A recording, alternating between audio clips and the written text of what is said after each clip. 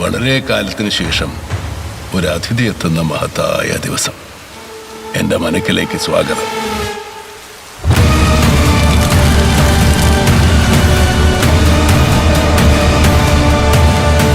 ഇപ്പം ഞാൻ ഏറ്റവും കൂടുതൽ കാത്തിരിക്കുന്ന സിനിമ ബ്രഹ്മയുഗമാണ്.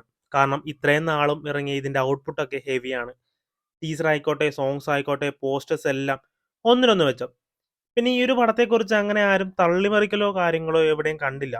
ഇറക്കി വിടുന്ന ഔട്ട്പുട്ടിന്റെ ക്വാളിറ്റി വെച്ചാണ് ഇതിന് ഹൈപ്പ് കൂടുന്നത്. അപ്പോൾ ഇന്ന് ബ്രഹ്മയുഗത്തിന്റെ സ്റ്റോറി പ്രൊഡിക്ഷൻ ആയിട്ടാണ് വന്നിരിക്കുന്നത്. ഫോർക്ലോർ കഥകളും ഹിന്ദു മിത്തോളജീസ് ഒക്കെ ഇഷ്ടപ്പെടുന്ന ആളാണ് ഞാൻ. ആ ഒരു രീതിയിലുള്ള സ്റ്റോറി പ്രൊഡിക്ഷൻ ആണ്. അപ്പോൾ നേരെ പോയേക്കാം.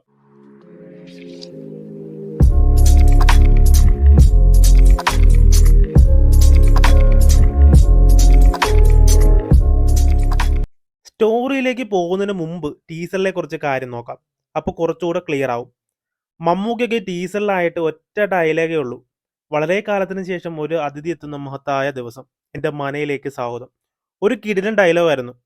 ഈ ഒരു ഡയലോഗിൽ നിന്ന് മനസ്സിലാവുന്ന ഒരു കാര്യമാണ്, ആ ഒരു മനക്കിലായിട്ടാണ് സ്റ്റോറി കൂടുതൽ നടക്കുന്നത്. പിന്നെ എല്ലാവർക്കും ഉള്ളൊരു ഡൗട്ടാണ്, മമ്മൂക്ക് ഇതിൽ പ്രേതമായിട്ടാണോ അല്ലെങ്കിൽ ആത്മാവ് എന്തെങ്കിലും ആണോ എന്ന്.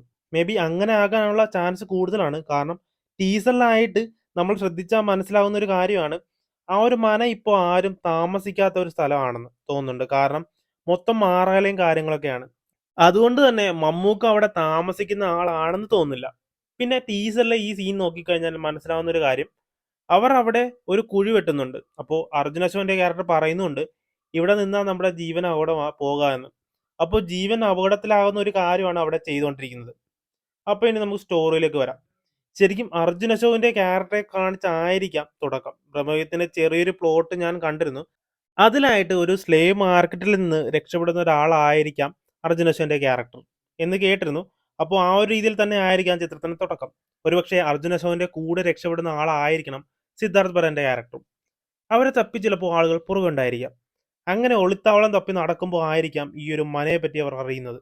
പക്ഷേ അവർ അറിയുന്നത് കുറെ പേടിപ്പിക്കുന്ന കാര്യങ്ങളൊക്കെയാണ്. പക്ഷെ ആ ഒരു കഥയിൽ അവിടെ നിധി ഉണ്ടെന്നുള്ള കാര്യം കൂടി പറഞ്ഞു പോകുന്നുണ്ട്. ആ ഒരു നിധി കാക്കാനായി ഒരു ആത്മാവും കൂടി ഉണ്ടെന്നുള്ള കാര്യം പറയുന്നുണ്ട്. മേ ബി നിധി ഉണ്ടെന്നുള്ള കാര്യം ഉറപ്പായി കഴിഞ്ഞതോടെ ആ നിധി എടുക്കാതിരിക്കാനുള്ള ആളുകളുടെ അടവായിരിക്കാം പ്രേതകഥ എന്ന് വിചാരിച്ച് അവർ മനക്കിലേക്ക് പോകുന്നതുണ്ടാവും. പക്ഷേ അവർ അവിടെ നേരിടുന്നത് വേറിട്ടൊരു സംഭവമാണ്. അങ്ങനെ അർജുൻ അശോകന്റെ ക്യാരക്ടറിനും പേടിയായി തുടങ്ങി. ആളുകൾ പറഞ്ഞത് സത്യമാണെന്ന് ഏറെക്കുറെ മനസ്സിലായി. പക്ഷേ സിദ്ധാർത്ഥ് ഭരന്റെ ക്യാരക്ടർ നിധിയുടെ പുറകെ തന്നെ ആയിരുന്നു. അർജുൻ അശോകന്റെ ക്യാരക്ടർ അവിടെ നിന്ന് രക്ഷപ്പെടാൻ ശ്രമിക്കുമ്പോൾ ആയിരിക്കാം മമ്മൂക്കയുടെ എൻട്രി. ആഭിചാര കർമ്മങ്ങളിൽ പ്രസിദ്ധനായ ഒരു നമ്പൂതിരിയുടെ ആത്മാവ്.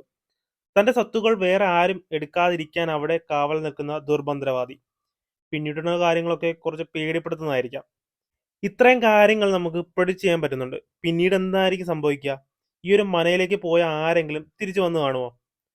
രാഹുൽ സദാശിവന്റെ മേക്കിംഗ് കൂടെ ആകുമ്പോൾ സെറ്റ് ആയിരിക്കും. അപ്പോൾ ഫസ്റ്റ് ഡേ ഫസ്റ്റ് ഷോ തന്നെയാണ്. ഇത്രയും കാര്യങ്ങളാണ് ബ്രഹ്മയുഗം എന്ന ചിത്രത്തെ പറ്റി എനിക്ക് തോന്നിയ കുറച്ച് കാര്യങ്ങൾ. നിങ്ങൾക്ക് എന്താണ് തോന്നുന്നത് പറയുക, കമന്റ് ചെയ്യുക. വീഡിയോ ഇഷ്ടപ്പെട്ടെങ്കിൽ ലൈക്ക് ചെയ്യുക, ഷെയർ ചെയ്യുക.